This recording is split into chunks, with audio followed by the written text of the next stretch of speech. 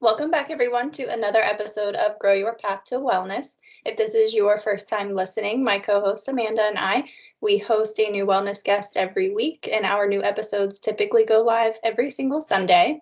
Last week, we hosted Chris Seam. She came on, she shared her own personal experience with being hospitalized for mental health in order to keep herself safe and restabilize and get the care that she needed at that time and following her hospitalization. So it's a topic that's very near and dear to our hearts, and we are very grateful for her vulnerability last week. This week, we welcome Miranda Campbell, and our topic is boundaries and intimate relationships. So thank you so much for being here, Miranda. Thank you for having me. All right, Miranda, as we were chatting beforehand, a lot of times we end up finding our guests on TikTok that are fellow content creators, but we found you on Instagram and we had been following each other for a while. So again, fellow kind of content creators, just a different platform. So really excited to have you on today. Can you give our audience a little bit of intro about who you are, what you do, and then why you chose the topic of boundaries and intimate relationships today? Sure. So I am a licensed clinical social worker based out of Atlanta, Georgia. I'm a California native, so I always wonder if I still have my accent. I think I do. But I, work as a practice owner. I have a group practice, Port Counseling Group, and we have clinicians and coaches providing services for people within the context of helping them with their relationships, not just with their intimate partner relationships, but also their relationships with themselves, with food, body image, coworkers, how they show up at work, substance abuse recovery, eating disorders, and the whole gamut. So I'm super duper excited to talk today about boundaries and intimate partner relationships. I talk about boundaries a lot on Instagram, but I don't always talk about relationships, and it's really fun to do so. So again, I'm super excited to be here and glad to have this moment to share today. Yes, and thank you so much. My first time meeting you, so I'm going to have to look you up. Your name didn't look familiar whenever Amanda, so as soon as she brings in somebody that I haven't met before, then here shortly you will get a follow request from me. So Okay. Yes, and I new connections, and I feel like I was excited for today because I feel like boundaries are such a buzzword, or people have a lot of misconceptions around them and like what their actual purpose are. So like we jump in, I felt like it might be helpful. So like us three here, we know what general boundaries are and like the specific types, but for the layperson, for our community, can you give just like a general overview of what boundaries really are and why they're important? I like to simplify things as much as possible. So I would classify boundaries as something that helps you preserve your relationships, something that helps them remain intact, although not all relationships should remain intact. But the ones that are worthwhile, it just helps you engage in them in a way that allows you to see at the distance. And so I guess that's what I believe that they are, and the reason why they're important, all wrapped into one. Yeah, I think they have this, like, I don't want to call it a stigma, but like this misconception, I guess, of boundaries are, you put those in place and they're meant to keep people away. And you only set boundaries if things are unhealthy or at a crisis point or like abusive, or I feel like, and it's like, no, like we need those in place. They're like proactive. They are, how like self-preservation kind of, and so we can both be healthy individuals in a relationship together. Absolutely. I think that's part of the reason why some people are intimidated by the word boundaries. So I kind of like to use it synonymously with self-care. In some contexts, it fits really well to just interchange, like, how do you care for yourself in the context of this relationship? Yeah, and I also think it's really important to realize we're dealing with that issue one way or another, whether we want to believe it or not. So setting a boundary isn't one option. The other options are to live in avoidance and fear of what's going to happen if you set the boundary. And all the way on the other end of the scale is like ghosting someone, just cutting them off without any explanation for why, right? So it's like every decision, every one of those choices has a natural consequence. It's just what one are you willing to suffer with? And I have that conversation with my clients all the time. Like, yes, setting the boundary is hard, but that short-term consequence of that uncomfortable feeling of setting the boundary in the moment, is it worth that, or the uncomfortable, icky feeling you feel all day, every day when you're around them, talk to them, whatever it is? So yeah. Yes. Love it. By the time someone ends up in my office, I would say that they have engaged in that sort of dynamic of just ghosting or cutting off. And when they come to me, they're at that point tired of doing that and thinking back like, oh, shoot, did I really need to cut off that relationship? Maybe that person wasn't all that bad. What can I do to overcome, my fear of setting boundaries so that I can not end up alone?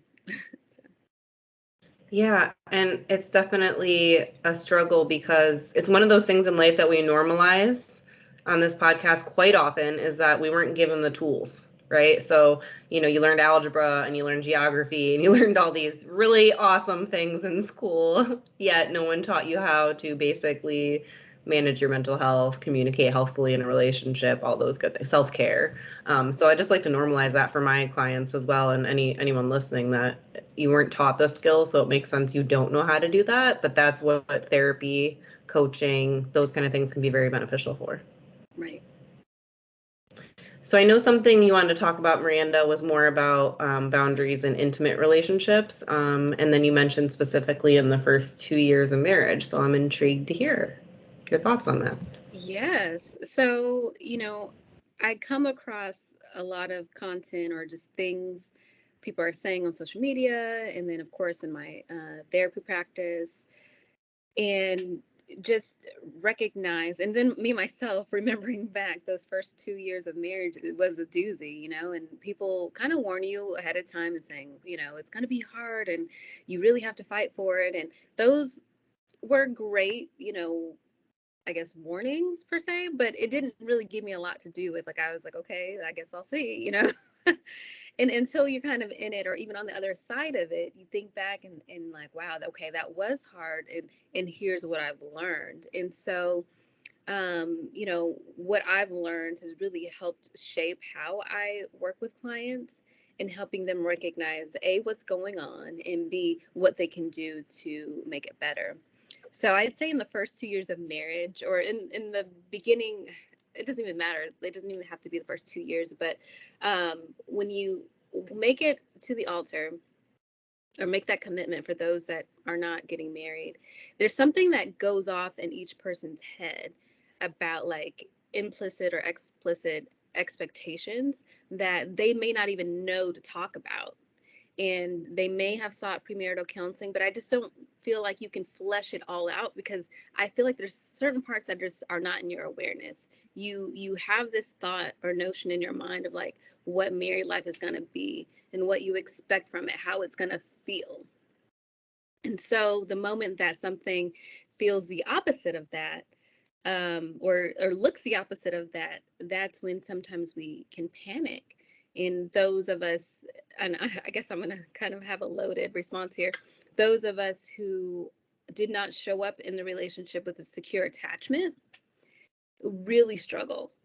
And that's what I'm here for, talking to those who may not have ever experienced, experience a securely attached, intimate partner relationship, showing up in that marriage and then freaking out when things don't go as anticipated. As soon as you said the word expectations, that immediately the follow-up word that came to my mind, or the concept, was attachment theory, like attachment, securely attached, and like all of the combinations, like, we all the attachment styles that are outside of secure. And I was like piecing together partners, if we don't even know what an attachment style is or what our own attachment style is, Even if you have one partner that is has a secure attachment, was given those skills and things, and then you pair that with somebody who wasn't, and then that for that person can be very scary or make them panic or I just went through all of those different like combinations very quickly in my mind when you mentioned it. So, and how those create our unspoken expectations of that other person. Right.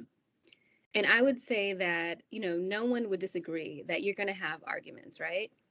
The thing is when you have this expectation or this anxiety coming into this relationship, those arguments or those tiffs that are super duper small in retrospect are such a huge threat to the feeling of safety in that relationship. Thus, you have behaviors that perpetually then threaten the relationship in turn. And so figuring out how to regulate those emotions and to stay present so that you're not getting ahead of yourself in response to it. That's why even individual therapy is so beneficial. Like, regardless if you've identified some major thing in your life that you want to address, going to therapy to just like identify your attachment style, talk about your relationships as a child and if they were healthy, unhealthy, whatever that is, identify boundary setting tips and self-care, just so that you show up as your part in that relationship as healed and healthy as possible to be able to do that work. And the thing that comes to my mind when we talk about expectations is grief. So we have this anticipation, this expectation of what's going to be, and then all of a sudden it's not that at all, and then we don't realize we're actually grieving what we thought this was going to be. And now lots of unhelpful behaviors can come out of protection mode because of that. Self-preserve. And then the image came to my mind. If you can't tell, this is how my brain works. Just one thing to the next. The image came to my mind. It's like the two people, they're like adults that are facing back to back. I'm sure you've seen it. They're facing back to back, and then the children inside are like looking at each other, wanting love and attention. And that's always such a powerful image for me as adults. And you talk about attachment styles. It's like, we're all just kiddos. We're all just children in adult bodies pretending like we're adulting, but we have a lot of healing to do. So yeah, random thought. Yeah. Well, that piece on my random thought. No. But what came to mind when you talked about the kids, the inner child wanting, love, is a lot of couples, they will bring in Gary Chapman's love languages, which I think are great. Though I will say that it's important to look at them in a particular way. I guess in the way that I help my clients achieve change and growth in their relationships. And a lot of the clients that talk about, oh yeah, we took the quiz and, this person's this style and, I'm this style. And, we talked about how we can meet each other's love languages, which is all great. But if that's not balanced with you knowing your own love language yourself and how to ask for what you need in a secure way, it's going to blow up in your face because, one, we're getting a little bit too dependent on the other partner to know what we need, when we need it, how we need it, and in life and love, it just doesn't work that way. They can love you to the moon and back, but they cannot read your mind no matter what. And so being able to ask for it in a secure way helps you have more of a likelihood of getting those needs met, thus you being a secure and happy partner in that relationship, and which will benefit your partner as well. Yeah, just because we have the label for the thing, right? Okay, that person's love language is acts of service. Mine is physical touch. Okay, just do those things, right? But it's like, no, like there's so many, so many nuances, so many layers there. And I always, talk with, I don't, primarily do, but we all work with relationships in this field, right? Like we're humans and walking systems, but how am I, that codependency, how am I relying on that person for all of those needs? Or how am I know my own love language, how do I use that on myself as well? So I'm meeting my own needs and then also communicating what needs I need met from that partner. Because like you said, it's not all or nothing, and that person can't read your mind. Well, the reality is, okay, maybe I should speak for myself, but by default, I'm more likely to love my partner the way that I want to be loved. And it's foreign to me to love someone else in a different way. And so I just feel like it's this unrealistic to, like you said, all or nothing, put all your eggs in that basket. I think that being able to love your partner in the way that they want and need to be loved is a muscle that grows over time. That's not something that's achieved by just magically knowing after taking the quiz. I kind of talk about like how a lot of things we set out to do are goals, and goals aren't achieved overnight. We grow into those things. And so I guess coming full circle, as you're entering a new marriage relationship or a relationship that has a deeper meaning, you, when you, I guess, get thrown off by that initial conflict, you have to recognize that it's okay. This is a problem today. It won't always be a problem. And so I don't have to throw, my hands up and say, well, this isn't going to work, or threaten divorce and breakup. Yeah, that's the self-preservation and protection that comes out, right? And I think the other thing is that, oh man, I lost it. Hold on, come back. The other thing about setting boundaries in that relationship in the beginning. Dang it, I lost it. Okay, I'm going to say this, though, because the other important thing about the 5 love languages and Gary Chapman is that was a very specific cohort of folks that he studied and identified those things from. So it's important to take in cultural relevancy and impact there, as well as like faith, spirituality, because that's what a lot of that focused on. And there could be several other love languages outside of those that aren't being met if you only focus on those. Again, I think it's also fantastic, and we need more explanation or growth outside of it. But as you talked about the muscle to be worked, I was like, you are so right. When I met my husband, like the way he needs to be loved, it is like so foreign to me, and it doesn't come naturally to my brain. So it's like, and then you said goal. It's like, all right, I today am 5'1", normal human being here in Ohio with the snow, but I want to set a goal of being an Olympian. Like that's how it feels almost sometimes. And that's not like a negative thing. I really want that. Yet I have to do a lot of training and work, and it takes that. And that's why people say marriage takes work, but they don't give you the details of what that means. Mm-hmm. Exactly. The other thing I hear a lot, like that marriages work, or that after the phases of love and like the whole, the honeymoon phase, I'm talking generalized terms here, and then there's the, settling into love. And then I feel like there's that period of time and on where it's like I'm consistently choosing love. And a part of that is I'm choosing to actively work towards these goals within that relationship. And that's like that work part. A lot of that, the stuff that's naturally occurring in the brain naturally starts to wear off. And then because it doesn't feel that way, it doesn't feel like these high highs anymore. I feel like that can be a part of that panic. Like, what do you mean? It doesn't feel that way anymore. Like maybe that means that I shouldn't be with this person, or that this person isn't the person for me. And so, yeah. We kind of touched on some of it, but I feel like it might be a helpful area to get your feedback on, as far as things that you feel like influence our, just as humans, are ways that we set boundaries or don't set them in our lives. I heard we kind of talked about like attachment style or upbringing, but any other things that you teach your clients, or would like to bring insight on as far as what influences our setting of boundaries? Yeah, I mean, I primarily, of course, being, kind of influenced by attachment, we talk about those early relationships and what made them feel safe. And oftentimes find that sometimes the thought of setting boundaries threaten those ideas of safety, in addition to just assumptions that, this is how the partner's going to react, or, thinking way too far ahead. If I do this and this is going to happen, or I shouldn't have to set these boundaries, or, um, a whole gamut of things. We're human, so things are so complex.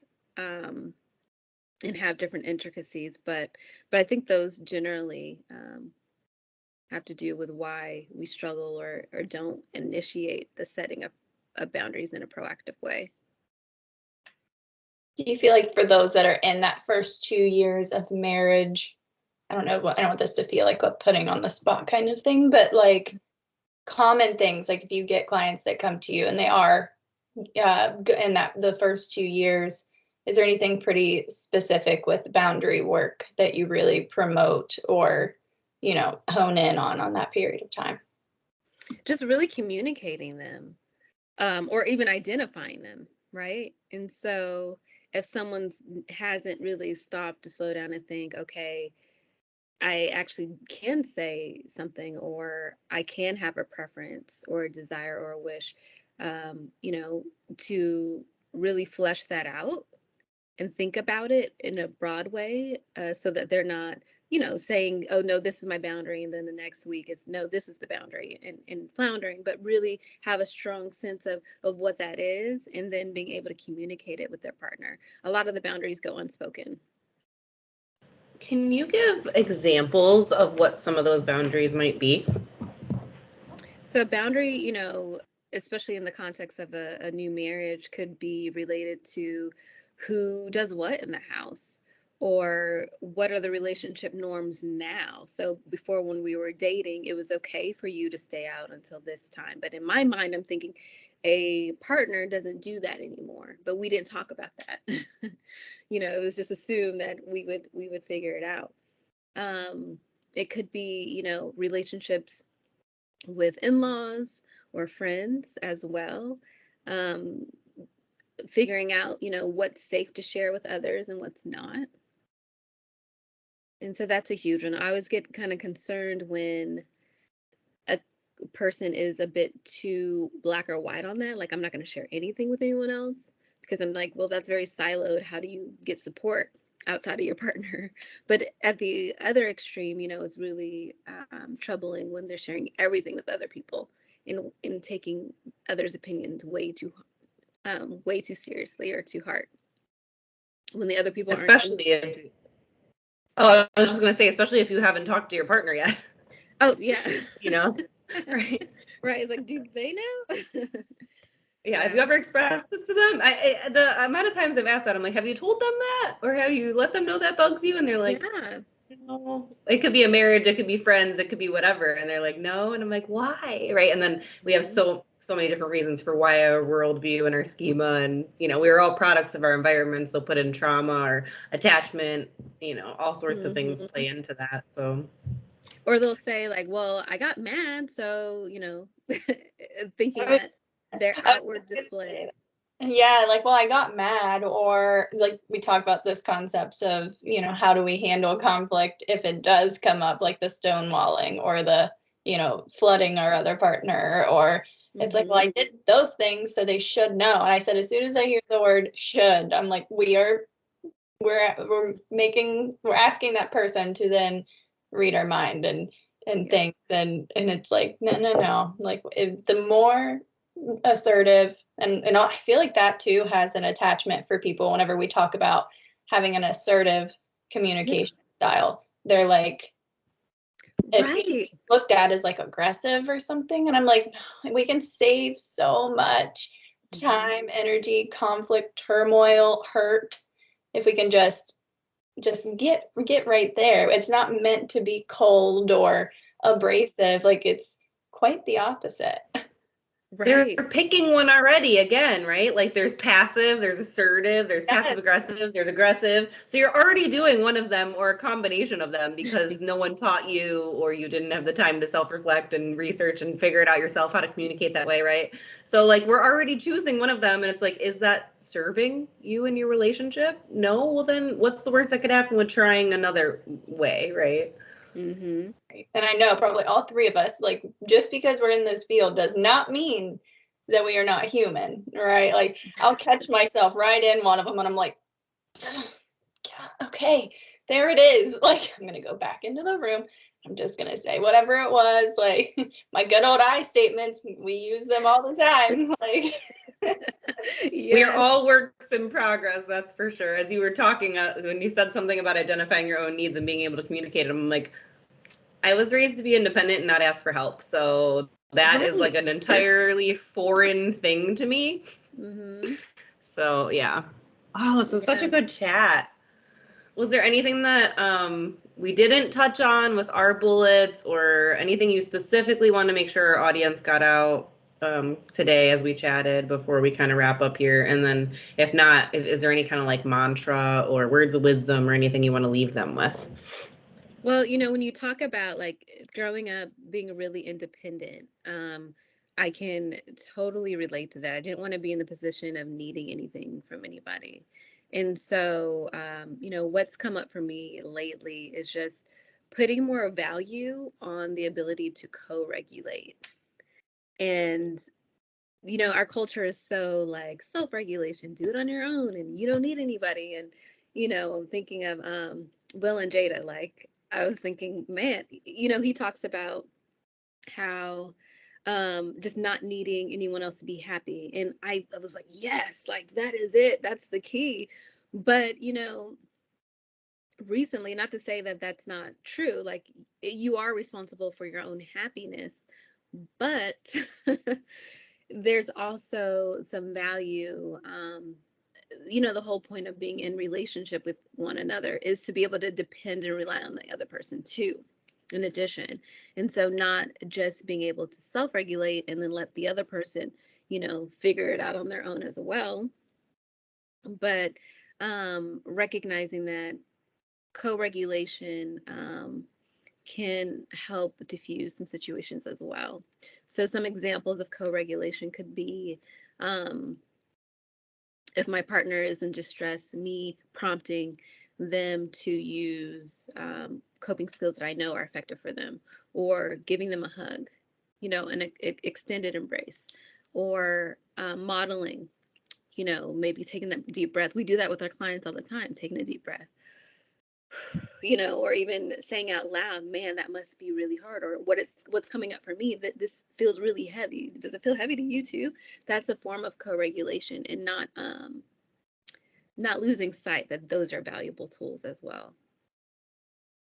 I think the hardest thing for me being a therapist in a relationship is I go to like, I've tried to explain this to my husband because he's in IT security. So like, I'm like, babe, this is like if I got an email and it was like, just click this link and claim $10,000. And I was like, hey, I'm going to do this. And I gave him my bank account and it's fine. And you couldn't be like, oh my gosh, stop. Like, don't do that. That's a scam, right? And it's the same for me when he has some sort of dysregulation, mental health thing going on. And I'm like, because you mentioned like prompt with a coping skill. And that's my go-to is like, this, but then that can for him put a wall up and be like, no, don't try to fix me, don't try to therapize me. So I'm assuming you guys can relate to that a little bit, but Yeah. Absolutely, as you talked about co-regulation, I'm like, yes, like that's my primary go-to with my son. My 4-month-old is like, I need to be regulated. If I'm worked up, he can sense that energy. He can feel it. It doesn't serve us to both be worked up. So let's figure out how to breathe together.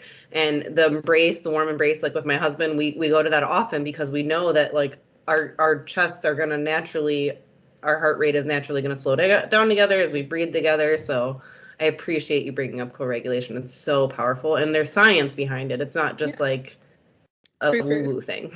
Yeah. I like one last thought, because like it's one of those things that like feel like it's like yelling in my mind right now, is for us as humans in relationships, I immediately on the topic of co-regulation, because I think we're all amongst a similar crowd right now, the not needing anybody, not, that hyper independence. And then it came to my mind, like how much it shows of our growth, because it takes a lot of vulnerability to allow for a space for co-regulation. And I tell my own clients that, and I probably should tell myself that more often. But I think that it's huge. Like when you get there and we're not perfect at it all the time, but like that can really show that growth and letting some of that, the guards or, whatever you want to call it, down to create a space to be able to have that level of a connection with somebody. 100%. Oh, this is so beautiful. Thank you. And you recommended one of your, is it a colleague or is it a employee that you have at your practice that's going to come speak with us as well? Yes, Markera. Yes, very excited. If we're in the same, I mean, we jived, like we're all from the same kind of alignment and theoretical alignment and apparently individual background. So I'm excited for that one as well. Where can our audience find you if they want to follow you or maybe engage with services in you if they're in Georgia? You said Georgia, right? Yes, Georgia. Myself and actually Markera, we're licensed in Georgia and Florida. So if you want therapy services and you are a resident of either of those states, you can contact us and follow us at Port Counseling Group on both Instagram and Facebook. You can follow me at Miranda Campbell _LCSW on Instagram.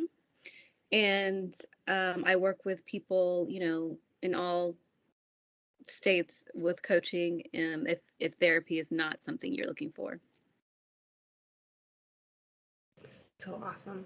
I appreciate you being here and taking time out of your chill Sunday. I hope it's warmer and less snowy in Georgia for you than it is right now in Ohio. Thankfully, yes. Thank you, as always, for our audience tuning in each week. Next week, we finally got Miss Heidi Groos rescheduled. She is a return guest. She is also a coach. She has clinical background as well, so very excited to bring her back. She's talking on the topic of stepping into fear to feel the magic of personal transformation. So looking forward to that. Make sure you turn on your notifications, like, subscribe, give us any feedback. We love to hear it, and we will see you all next week. Bye. Thank you. Take care. Bye.